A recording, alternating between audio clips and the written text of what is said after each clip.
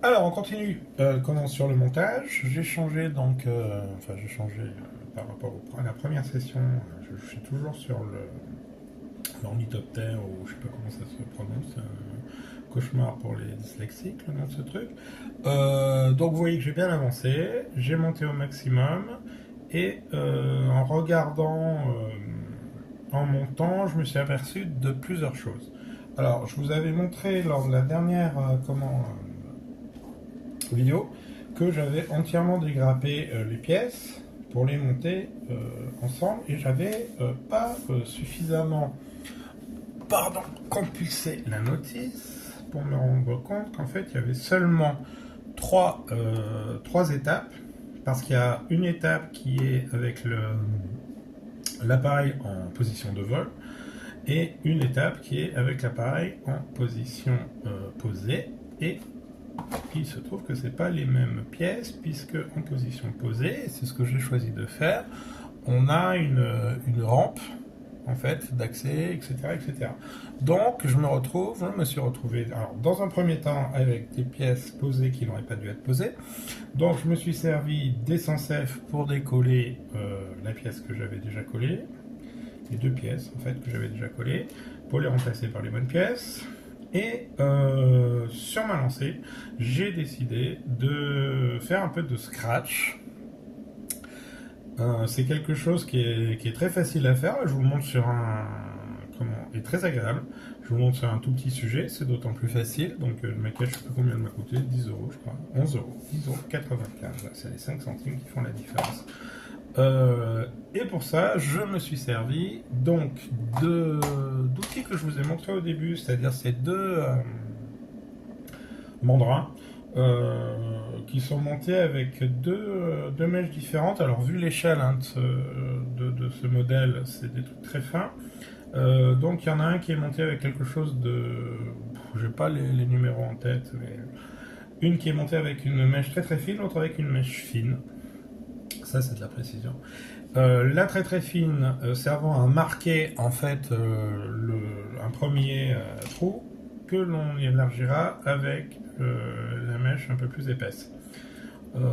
C'est des mèches qui sont pas chères du tout. Si mes souvenirs sont bons, ça se vend sous cette forme-là, hein, des boîtes comme ça qui coûtent 10 euros. En revanche, elles sont très fragiles. Alors, elles sont très fragiles à toute force de porte-à-faux. Il faut vraiment percer. C'est pour ça que c'est bien de les utiliser comme mandrin et de vraiment percer dans l'axe de la mèche. Dès qu'on exerce une force un peu sur le côté, ça casse net. À part les plus épaisses, évidemment. Voilà, donc on fait des trous et ensuite on se sert de... Alors, je vais ranger ça. Le caractère improvisé de cette petite vidéo se confirme. Du fil de fusible, je suis assez étonné d'en trouver parce que ça me fait penser au plomb qu'il y avait dans la maison de famille quand j'étais tout gamin, qui existe en plusieurs diamètres. C'est super. J'ai aussi du fil à souder, ça doit être du plomb, j'imagine, enfin un ailiage, c'est pas écrit dessus, ce que c'est comme ailiage. Et voilà, et on se sert de petites sections, segments plutôt de fil. Je vais essayer de vous éclairer ça pour rajouter ce que j'ai imaginé être des durites. C'est l'avantage de la SF, c'est qu'on peut imaginer pas mal de choses. J'ai mis un garde-main aussi le long de la rampe. J'ai creusé. Alors j'oriente, voilà, j'ai creusé également la coque parce que la rampe baissée donnée sur un espace plein, je trouvais ça un peu dommage. Et j'ai rajouté, vous le voyez, ce que vous voyez en blanc et en rouge, en fait c'est des sections de grappes étirées et des petits bouts de plastique, hein, voilà, que coupés.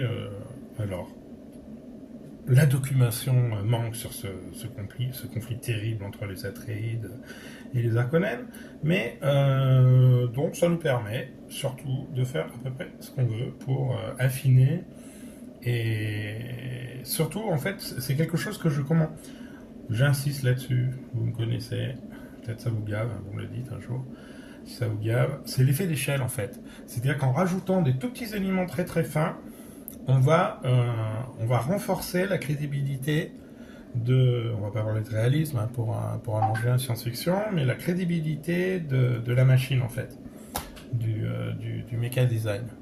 Donc là, je me suis pas privé, j'en ai rajouté pas mal. Je prends ma pince et je vais vous montrer un truc c'était l'objet en fait de la vidéo, parce que là je vous ai comment expliquer que des choses qui sont assez évidentes. C'est un truc, je me souviens plus où je l'ai découvert, je crois que c'est sur le forum Fighter en fait. C'est que quand on découpe comment, je vais zoomer parce que j'ai retrouvé une des fonctions de mon support de téléphone. Voilà, alors je vais me mettre sur un fond noir. Voilà, j'ai découpé une section de fil de fusible.